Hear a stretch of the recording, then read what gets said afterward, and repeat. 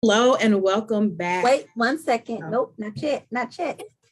let me know when to go. Oh, of course. I got you. I got you. It's setting up right now. Okay.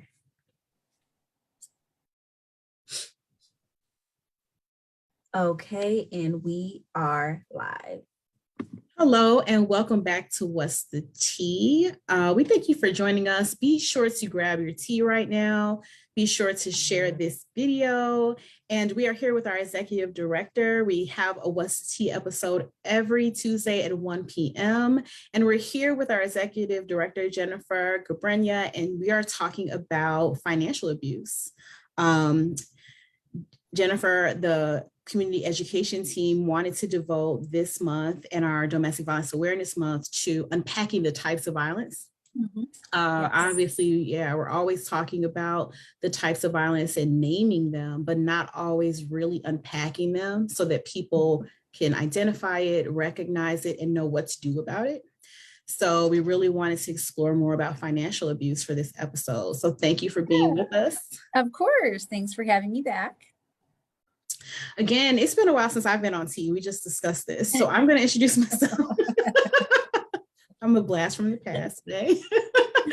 I'm Lysandra Hutchinson, and I'm the community resource specialist here at Anew, which is our new name. So we thank you for just joining us every Tuesday, for you guys that have been faithful viewers.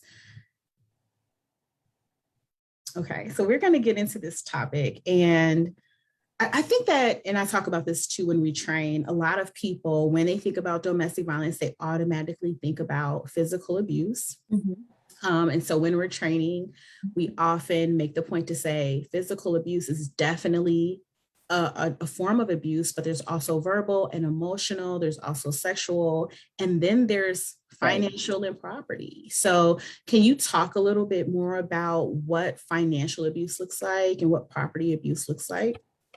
Yeah, so I love that you bring that up, because when I do trainings, I also, when we put up the power and control wheel, there's these 8 tactics that are in the middle, and physical abuse is only around the edge, and you actually don't even really notice it that much when you look at all the power and control or abusive tactics that we talk about. So financial and property abuse, what I often think of as economic abuse, is when you think about power and control, then it's a person who is, they don't have control over their economic situation or their finances. The person that is harming them is controlling their money or restricting their access to their money, or restricting some kinds of resources even. So like it's housing related and car related and how much food that you can get, like anything that you need money to buy. You can't, you have a hard time getting access to that, or you're solely dependent on that person.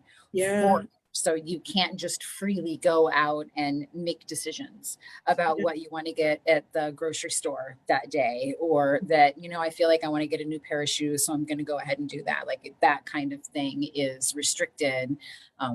So that's kind of in a nutshell. Yeah, this is so, This is so important, because I think a lot of people would not necessarily understand that this is an abuse tactic, and a way that the abuser is trying to maintain power and control. Yeah, I think it's definitely very underground, and especially, so at a previous agency that I worked at, it was in DuPage County, and there's a fair amount of people. It's a better to do county. Most people, are financially relatively well off. And we did have people that would come to counseling, and they would be driving a Mercedes, and if you looked at them, but the reality was they had no access to those resources. That car was not in that person's name. That person didn't have any control over the money, didn't even know sometimes what banks that accounts were in, had no access to the credit cards. Like essentially it's like an adult sometimes having to be given an allowance. Like a child, being treated like a child in some ways, without having that autonomy. At our agency here at Anew, I know we see financial abuse, property abuse all the time. How are we seeing it? Yeah, so in similar ways to that, we see a lot of restricted access. Yeah. So again, that not having access to the family finances. And so therefore not being able to get basic needs met. And Yeah. sometimes it can even be, we have people getting food from our food pantry, even though there's income coming into the house, but they Mhm. don't have access to that to even get groceries or food to Wow. feed themselves or the children. So they're having to get that food from us. Pantry. Or Wow. if they don't have access, we are giving them gas cards so that they can put gas in their car to be able to even come to services or Yeah. do other things that they need to do because that access for the funds is restricted. Sometimes you see that that person does make their own money, but it is such in the relationship that they have to turn that money over. So Hmm. again, that access to actually spend it is gone. This is it's really interesting. And there was a question. I was on a call on Saturday where someone asked me, it was with one of our partners, and someone asked me a question. They said, well, why, it's just like a basic, why don't people leave? Why don't survivors or victims leave? And this was the first thing that came to mind for me. And I was trying to Yeah. explain, sometimes they do not have access to the account Yeah. Yeah. or resources or the car. That's how pervasive this is. What are the ways? Like, what other ways do we see this creating, keeping victims from being or survivors from being able to create safety for themselves? Yeah. So you need money to do anything these Yeah, days. exactly. And Yes. that's also one of my first things when people ask that question, which is my least favorite question, of course, Me because too. why I would rather you ask why this person is harming their partner, Yeah. but that's one of you need money to do anything. Yep. So, people who ask that question are coming from a place where they have control over their stuff. They have it. Yes. They have agency over themselves and they Yes. have access to everything that they need. It makes it easier for you to ask that question because you think of yourself, I have all of these things, and so I could just go somewhere. Well, when you Yes. don't, like I said, when you don't have access to the bank account, Yep. um, to even set anything up. A lot of our folks, they either don't have credit or their credit has been destroyed by their partner. Mhm. Mhm. That is a huge barrier Okay. to even renting your own apartment because they run credit checks. And so the Wow. partner has sometimes taken the credit cards, run everything up. I know one person who found out after the relationship had ended that she thought her partner was making all the house payments, but the partner Mhm. was not. Wow. Wow.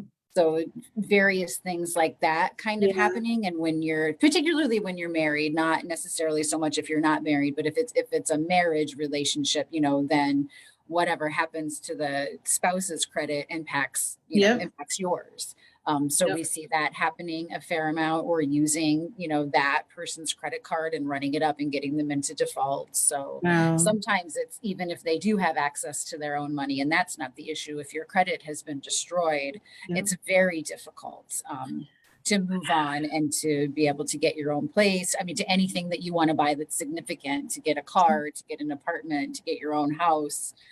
Yeah. Who has a poor Wow. credit, that's a significant barrier. Wow. This is so true. I don't think people think about that. I don't think they do at all because, like you said in the beginning, it's just, and sometimes I think we do a disservice to ourselves with the term domestic violence because Mhm. when you think of the word violence, you are thinking of it evokes this thought of physical violence, but Yeah. really the things that are the most pervasive and the most difficult for our survivors to overcome aren't necessarily physical, you Yeah. know.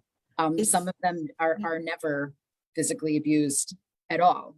wow. Wow. It's the loss of power, like you said, of personal Yes. agency over Yeah. their life. Yeah. And I was making that point too. I said, for someone that doesn't understand the dynamics, it feels like it's a common sense issue because Right. they're completely ignorant of all of the Yeah. multi-layered, multifaceted things that are happening. Wow. Yeah, absolutely. It's one of those things. It's funny because when I got married, I was like, we're not sharing our accounts. And it's just because it was so ingrained in me that I was just like, I just don't feel like I can. Exactly. I won't be able to A do lot that. of people think that, I still to this day, I think it's more accepted now, but still to this day, there are some people that are very confused that Yeah. we don't intermingle all of, Yeah. I have my own account, everything, I have things that are entirely in my own name. And I'm just like, but you know what? I've just seen so much that Yeah. I just can't do it. It's like, Yeah. I always sort of think that we talk about safety planning all the time. Yep. And we have all these expectations of the survivors who come to us about how they're supposed to safety plan, or these Yeah. changes, right, that Yeah. we're suggesting or asking that they make in their lives. Yeah. And so I've always been like, are we willing to do those things? We as the helpers, are we willing to put ourselves out there? What does that really feel like? Yeah. What That's what is interesting. that like to have to sit there and think about, okay, if I had to pick up my bags and my kids and go somewhere tomorrow, where would I go? How would I do that? Yeah. And even coming from a financially stable point of view, that's really hard Oh to my wrap your God. head around. It's almost a traumatic thought in and of itself. It is a Separate. traumatic thought. I mean, Yeah. losing your housing is traumatic. Yes, And people exactly. don't think about that, Exactly. with this question of why don't you just Why don't leave? you just leave? Yeah. Losing your home is traumatic, whether you've chosen to leave that home or not, because that Yeah. is our space. It reminds me of George Carlin and your stuff, right? It's where all your stuff is, and you Yes. always want to have your stuff with you. And Yeah. even if not great things happened in that household, there were also good things Yeah. that happened there, and it's yours. It's almost like our basic need for housing and security. Absolutely. Yeah, that's a basic need. Especially too, I think about people that have been financially dependent, even if their partner is abusive, but like, let's say it's 20, 30 years, you've been in this. We absolutely have people who come to us that do not know how to open an account. Yeah. They do not know how to manage their money because they've never had the opportunity to do it. Right. God, this is a great point, which leads me to this question about what kinds of support around this issue are the most helpful.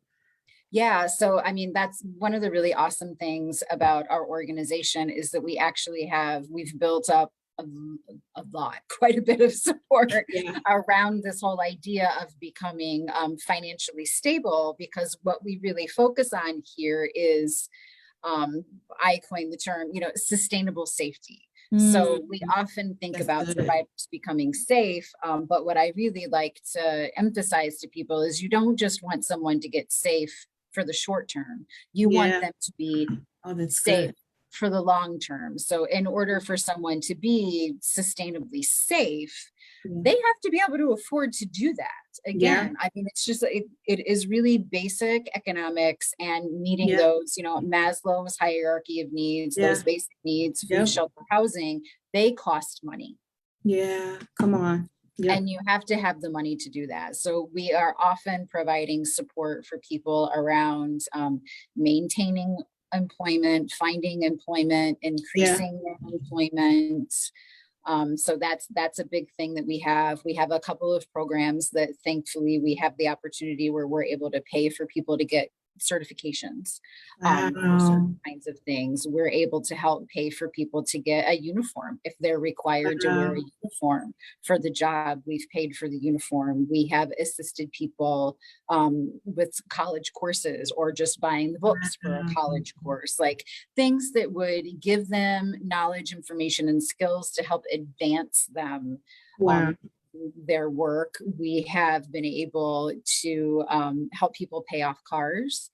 So because of how much work that we've done around this supporting financial stability, we were welcomed into a pilot program that the Allstate Foundation is running, and it is like sustainable pathways for survivors, or the word Yeah. sustainability is in there somewhere. Wow. But it has given us this opportunity where they're actually giving us a couple of buckets of money. One is to be able to provide match savings opportunities for Mhm. people who use our services. So for the Wow. ability that they're going to save a certain amount of money and we'll match it dollar to dollar. Yeah. So Wow. that's amazing. And then they created on their own just a bucket line item called barrier reducing funds, which literally Wow. means anything that's creating a financial barrier to them. We have this limited, bucket of money where, we can say, all right, you need that paid off. Yeah. And we've paid off cars. We've helped someone purchase a car.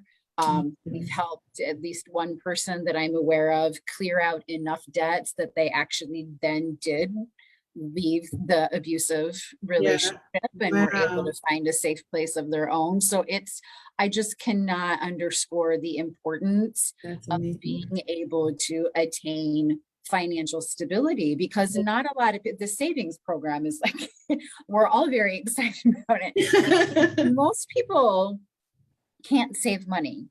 Yeah. Like I read over and over again that it's an extremely low percentage of people that are actually able to save enough money to deal with, $1,000 emergency that pops up. And that's very easily Exactly. a certain kind of car repair, Easily. can Absolutely. cost $1,000. Absolutely. And there are not a whole lot of people, unfortunately, that are able to build up that amount of savings that they can deal with that kind of financial emergency. Yeah. So this is huge because the impact of these programs for sustainable safety to remove those barriers.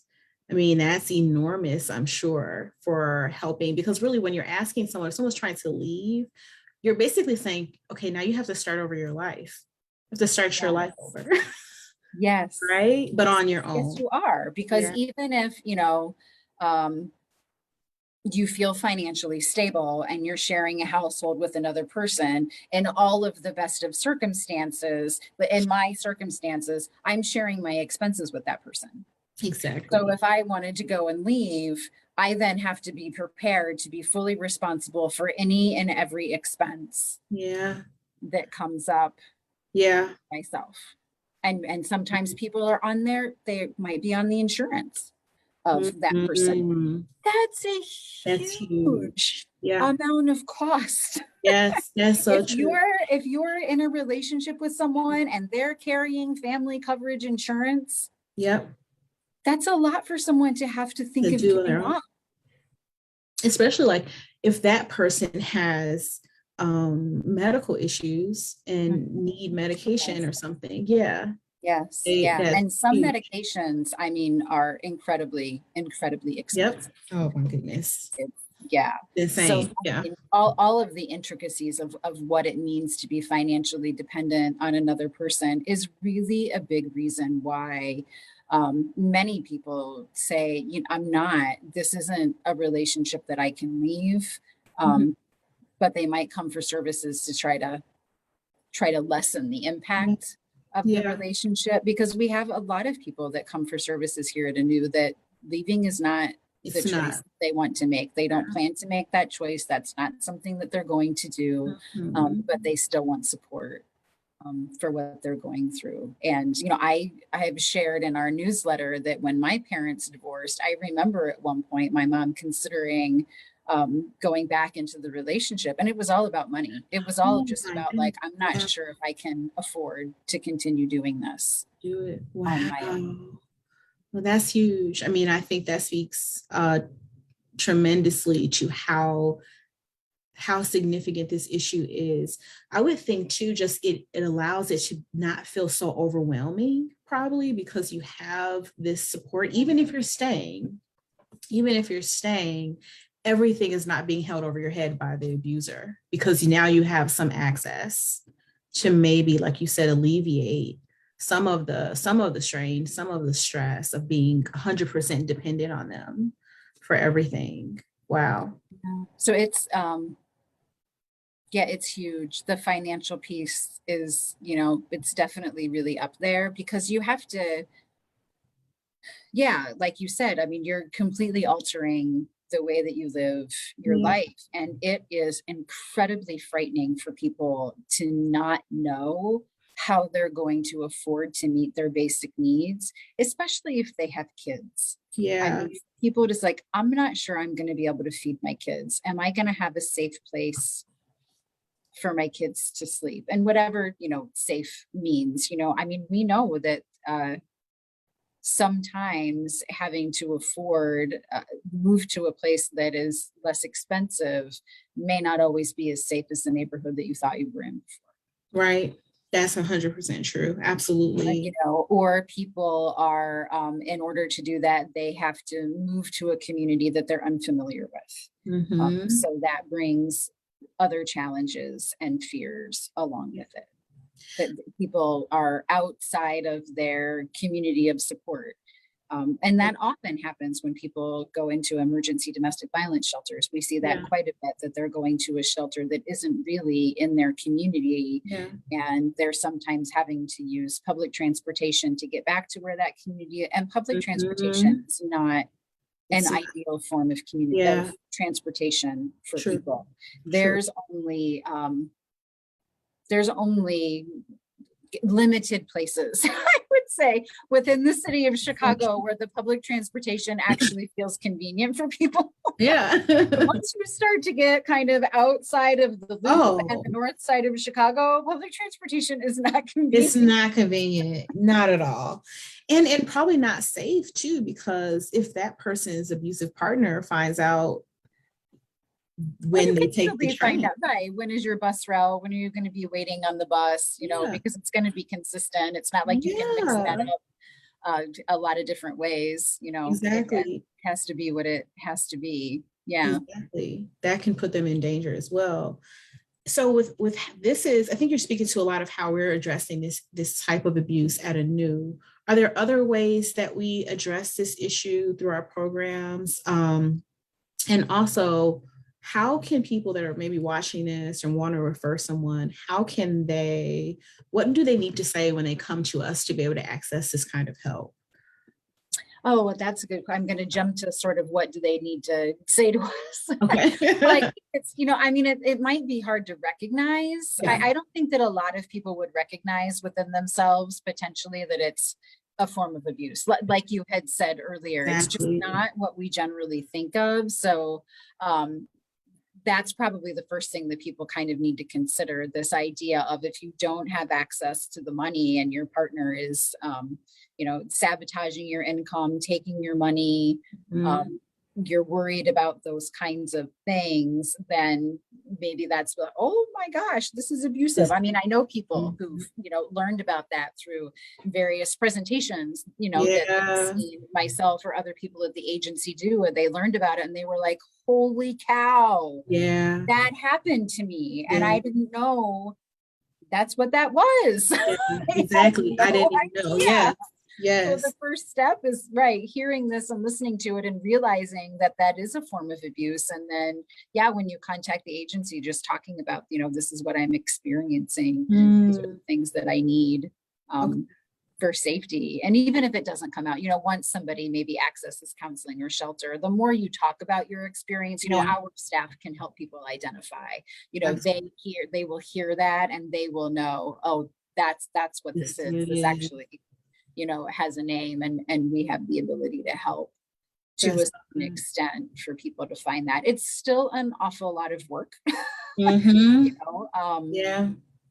mechanisms in place to help get people financially stable can require going through some systems, if it's getting a link card or, some kind of, specific support like that. It's definitely work to do, but thankfully our staff help people with it all the time. That's amazing. Yeah. So they know how to talk someone through it and how to also provide that support while you're trying to navigate a system, because sometimes that can be just as frustrating. Yeah, this is so important. Just for viewers, I think, to know that, and I'm sure it brings so much hope when survivors come to us and they realize wait, you guys will pay for my certification so that I can Sometimes we can't do it for everyone. Right, but sometimes I don't want to set up that expectation that if someone Yeah. comes through, we'll be able to pay for everything that you need. But Yeah.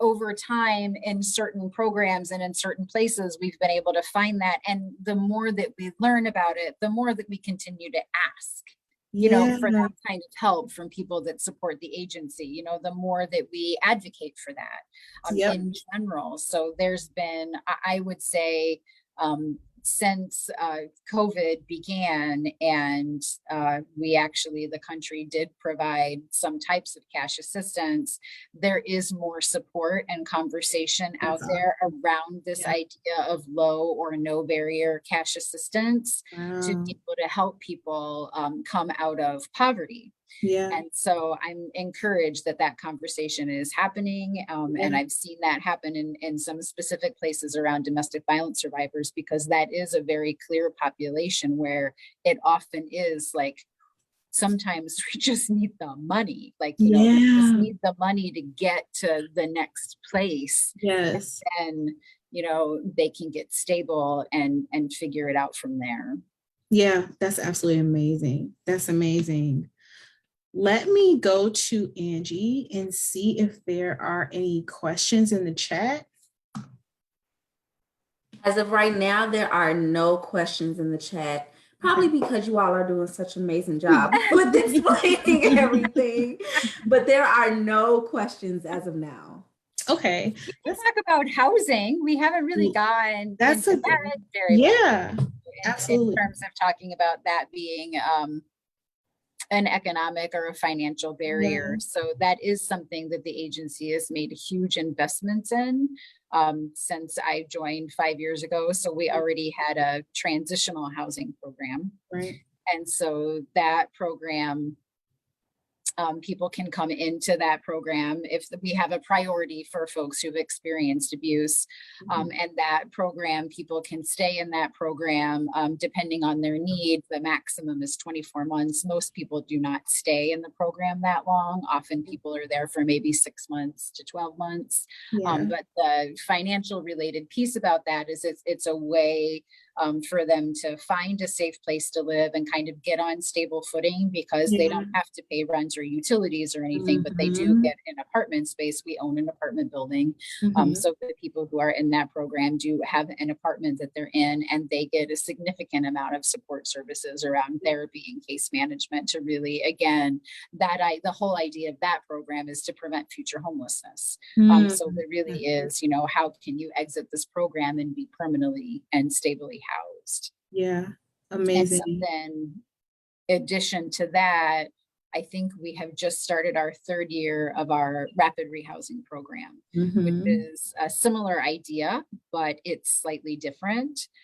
So again, for this program, the biggest difference is we are helping someone find their own apartment that will be the lease will be in their name, and we're providing rent assistance to that person for a set amount of time, with the goal of them eventually taking over the payments on their own. So again, they're being housed and we're providing the rental assistance and we're helping them find the housing. And then again, providing case management and supports to them as they work to become stable and then be able to take that on their own so that then they're permanently housed at that point. So those are 2 big programs. Our housing program is huge now. It more than doubled when we took on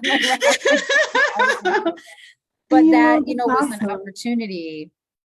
The Department of Housing and Urban Development created specific domestic violence dollars around transitional housing, rapid rehousing, and homeless prevention, because of work that domestic violence advocates and survivors had been doing for so long, that showed this kind of support really does help people become safe and stay safe. And we recognize that here in the far south suburbs, there's a huge need for housing and not a whole lot of opportunity and supports for it. So that program we do in collaboration with Crisis Center for South Suburbia. So we kind of split those, and they house some people and we house some people.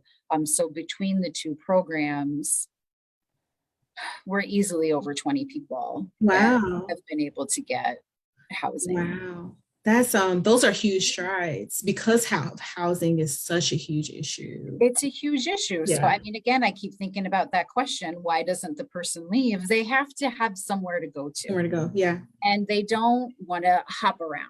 They want Yeah. to be able to go somewhere and Yeah. know that they're going to be safe and they're going to be stable. Because I always say, trauma loves stability. So when you've been through a lot of trauma, you really need to be stable and have something consistent and know where you're going to be, because otherwise it just exacerbates the trauma that you've been through, which makes it a whole lot harder to focus on things like becoming financially stable, because that takes focus. Again, some people are learning for the first time how to manage and budget their money, which is it's not an easy thing to do. It's a skill that people have to acquire. Many folks that have no problem making money sure have a problem with how much managing. Yeah. That's so true. It takes practice, it takes focus, it takes some accountability, discipline. Yeah, absolutely.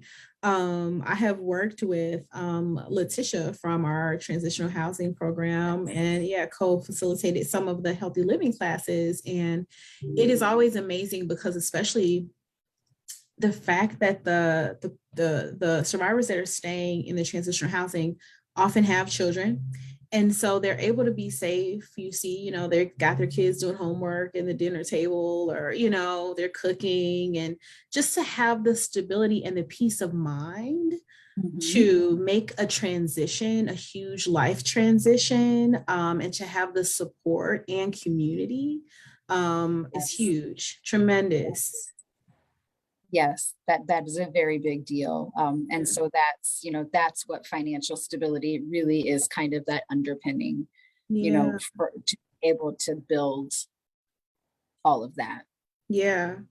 It's exciting to hear that HUD would just put more dollars behind specifically domestic violence housing. I know especially during COVID, that was a huge issue. And I think that hopefully there'll be more money. There continues to be it every year. So I don't know. Each year. So I believe we were awarded, I think in the first year that they offered it, I could be wrong, maybe it was the second year, but they have been doing it, offering it in subsequent years. So yeah, that's awesome.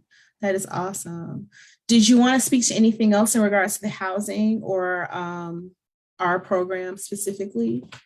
I'm trying to try to think about our program specifically, because I really do feel like we spend, our staff, I should say, spend so much time working on this issue with the survivors that they work with, because that is just so much what they're needing in order to get to a place. Because if you're worried about meeting your basic needs, you're not going to be doing trauma therapy, in order to kind of really be in counseling and look at healing your trauma. You've got to be able to be stable. And so much of that is related to that financial, meeting those basic needs that really do, like I said, they really do require money. Yeah. For people to be able to meet those needs. So it's more and more, I know I've told everybody here at Anew, but through this whole pandemic, like the one thing that keeps coming back to me is Maslow's hierarchy of needs, because I just sort of saw so much how people were down here at basic needs. And even there's like 5, most of us were maybe at the second tier or the third tier, because the second tier of that is like having, stable employment. And so you just saw so many people that lost their jobs. And it's just been really striking to me that sense of stability, how much people don't have it and how much it's required to do that. For people often think of social services or helping services that we provide and what they think people should get when they come here and how they should be when they come out of here. And I've interpreted that as like they think they should come here and reach self-actualization. And we know that hopefully they'll come here and they'll have a To safe the place next to step. live. Yeah. Like it's, they might go up a A tier long journey. but I just have kind of realized there's sort of a disconnect, I think, for what people are expecting is going to happen when someone Yeah. accesses services and what the reality actually is, because so much of the work that we do is helping people to meet those basic needs so they can even kind of go up Wow. this I think like the third tier is love and belonging, so Wow. even people, kind of get to that place where they, feel comfortable in their own skin and feel Mhm. like they have a sense of belonging and community connection. And again, like just a stable foundation to build upon. That Yeah. is really Yeah. most of what we're doing. And that's huge too, because so many abusers isolate the victim or survivor from family and friends. So even in this regard, they're really building from scratch, often too, I would think, just because of the isolation and alienation from others, or even the shame that they may have carried Mhm. because of all of this. Yeah. Absolutely. And I think that's why it's so important that I often would talk to people about how all those tactics kind of overlap, I mean, I Yeah. really like that we're kind of like honing in on a couple of specific ones, but they don't exist on their own. Like you're not going to see someone that's only, Hmm. experiencing economic abuse. It's Yep. not going to happen that way. Yeah. There's going to be some other pieces that are overlapping and that are involved in that. Yeah, it's all interconnected. Absolutely. Absolutely.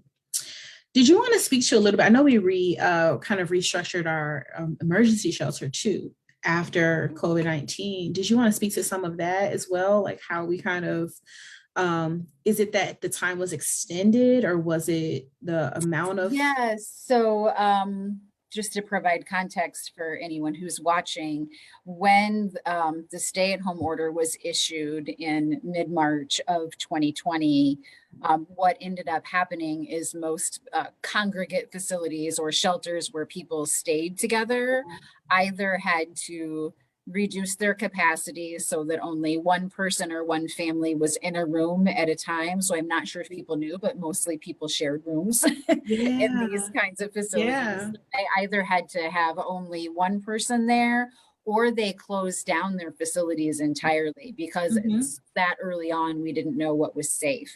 And so what ended up happening is that in order for someone to utilize emergency shelter, staying in a hotel became the default for Yeah. what people did. And South Suburban Family Shelter at the time, that is how we provided that service. So Mhm. when the organization was founded, we wanted to have a shelter, didn't happen. So they very early on moved into this scattered site sheltering idea, which was using hotels. So we were already set up with that Yeah. system at Yeah. the time that that occurred. So we could easily move people into hotels. And normally they stay there for just a couple of nights because Right. we don't consider our emergency shelter to be a long-term solution for Right. people. If someone calls our hotline looking for emergency shelter, our advocates will find out like how long do you really need to be somewhere. If they need a longer time, we will help them get into Yeah. a facility that they can be in longer. So ours is just kind of, just if that's what they Yeah. really need to have. Yeah. We ended up having people staying there. The longest I think was a couple of months. So we Wow. sort of waived any time limit because there was nowhere else for people to There was go. nowhere to go. There literally were no options. Yeah. And we sheltered a lot more people than we normally would have. So bless again our crisis intervention staff worked Yeah. so hard Wow. during that time period because we had so many people in shelter, but hotels aren't set up for you to live in. Mm-hmm. True. I Yeah. mean, there are some sweet hotels, but this all happened so fast that it's not like anybody had the chance to be like, hold on, let's Yes, get a chance to exactly. pick and choose where it was necessarily what type of Yeah. hotel room we had people in. So it was incredibly challenging. We had to solicit a lot of support for whatever kind of groceries someone could keep in a Mhm. hotel room. And then they were trying to do remote learning for kids. And I mean, there were so many things that people needed. Wow. It was extremely challenging Wow. for someone to be living in a hotel room with small children for an Over a month. extended Yeah. period of time.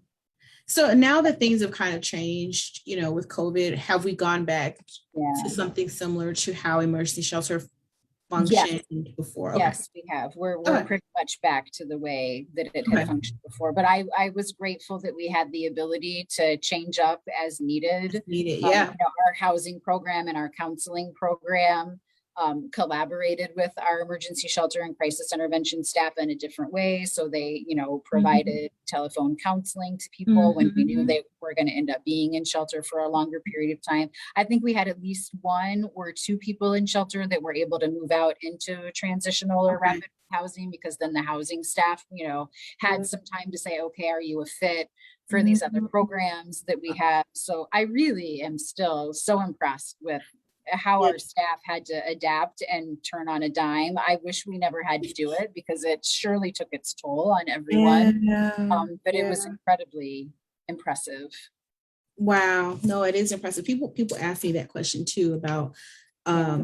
how did we mitigate COVID-19 and the rise of domestic violence because of shelter in place. So it's always good for me to continue to hear the story of.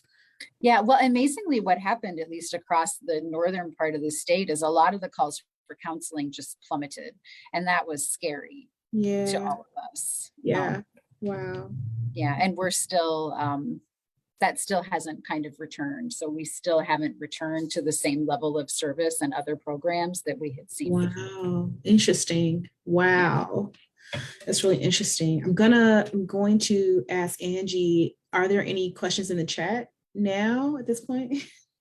Yes, so you all have two questions. Okay. The first question is, do either of you have thoughts about how we can work with youth to prevent financial abuse as they grow into their own intimate partnerships as adults? I'm going to take that. Keep your own bank account. Financial independence. Open your own account and don't share it with anyone. Yeah. Wow. You can find a way to have your own funds separate that are always yours. I don't really know what else. Yeah. I think that makes sense. I think that too, making sure you learn how to budget and manage your money and, for yourself, even if you have a great partner, just having, that education for yourself, I think is important. Because you never know, what's going to happen in life, I guess. And I think, having your own account too, I think is, important because again, it's preventative, right? I think it's preventative. Yeah. Figuring out how to get things in your own name and maintaining them there. Your credit too. That's I always hear that advice. They never let anyone. That is huge. I mean, that could be you all would have to bring somebody else in to talk about the importance of credit and having positive credit in people's lives, and how decisions that you make when you're younger can impact that, because we aren't thinking that way at 18 when we're younger. I mean, I had to rebuild up my credit score because when I was younger, I made some choices that I wasn't thinking about that. Yeah, exactly.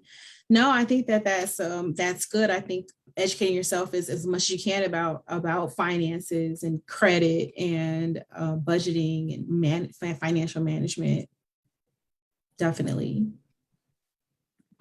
And the second one is, well, we have another one that just popped up too, but another question is, are there services to help someone who is in a financial abuse relationship? Yeah, so we don't, any type of abuse that someone experiences in their relationship, they can come to our organization for support for. So we don't make determinations that it has to be any particular type of abuse that they're Mhm. experiencing. So absolutely, that's a way that they can come to us, and their case manager or their counselor, will talk with them and work with them on what it is that they need, and Yeah. what the agency potentially could provide assistance with.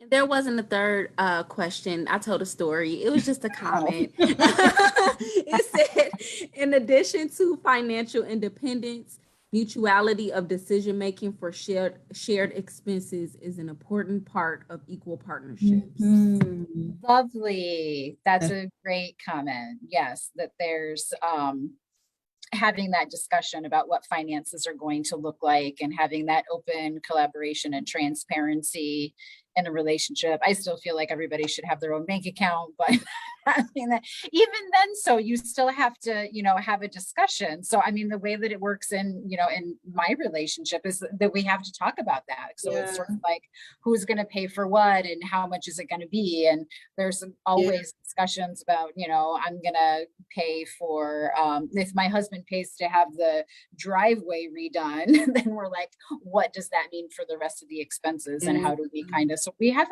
a lot of conversation Yeah. about who's covering what and why, and how are each of us doing in our own personal accounts financially, Yeah. and what we can afford to do, whether it's vacations or whatnot, based on the position that each of us feel like we're in. And then also, what are our savings goals? What are our retirement goals? So, Mhm. we might not have, we do have a commingled account that we put into for shared expenses that we can Mhm. like pull out of and whatnot. But there's a high level of discussion around money, even though we have, some things separate. This is a great point. It kind of also causes me to think about identifying this as a red flag. That, like, if you got into a relationship and somehow the person did not want to have mutuality and equality around finances and resources, and starts wanting to lessen your access, knowing that this could be a red flag for a potential abusive partner too. Yeah, I mean, you need to, I think, I'm glad that whoever made that comment, because it's making me think of things again, back for youth or, younger Yeah. folks, is Yeah. being really clear about what your expectations are in your Yeah. partnership around how you want money handled. Yes. What do you want to be able to do? Do you Yeah. want to be able to go out and spend whenever you want to? How do you want to be able to control your financial life or Yeah. not? I also know people, plenty of people that Yeah. have shared accounts, and it's not a problem at all. Right. Right. They have, again, open conversations. They've had a discussion of like, this is how we're going to handle the finances within our relationship. This is Yeah. what this is going to be. I made my decision because I've been doing domestic violence work for Right. so long. I see the worst of the worst. And so Yes. I'm Yes. coming from a totally different mind frame. Yeah. Yeah. But it Yeah. requires a lot of money is one of those topics that evokes a lot of emotion Yeah. in people, Yeah. especially if you've come from a family where access to money was difficult. If you Right. came from a family where you didn't have a lot, That's true. Right. can be really hard for people to figure out. And sometimes when people didn't come from money and then they finally have money, they get so excited about having money and being able to buy things that sometimes that's where the budgeting issue kind of comes Yeah. into. Or you have people on the opposite end that are so afraid to be back into a financial crunch that they won't spend They won't spend. anything. Yeah. So it is important to have open discussions with your partner about how do you feel about money, Mm-hmm. because I think that's what you hear, a lot of arguments. There are a lot of arguments about money, Yep. Absolutely. even in a healthy, fine relationship. Money can be an Yes. issue. Yes. So true. So true. Angie, are there any other questions, comments in the chat? No, that is all for you all. Okay. Jennifer, did you want to add anything else or have any final, thoughts that you want to share? I don't know that I do. I think we went over a lot. Yeah, this was a great interview. I think we went over a lot. I think we covered it because we would have to plan another tea to start Yes, right. If we wanted to go into intricacies of other things. I mean, I really think the biggest piece is just underscoring, you know, how important it is to have access, some sort of financial access in order to be able to maintain, you know, safety and autonomy. Yes. Incredibly important. Yes, absolutely. Thank you so much for this and taking the time out to let us interview you every month. We appreciate that. And we just want to say thank you to everyone that is watching. Remember to share this video. This is extremely important information. Remember that it's Domestic Violence Awareness Month. So wear your purple. Jennifer has her purple on today. Wear your purple, share about domestic violence on social media or in the community. And remember to be with us every Tuesday at 1 p.m., same time, same place, different tea. Bye, guys. Thank you. Bye.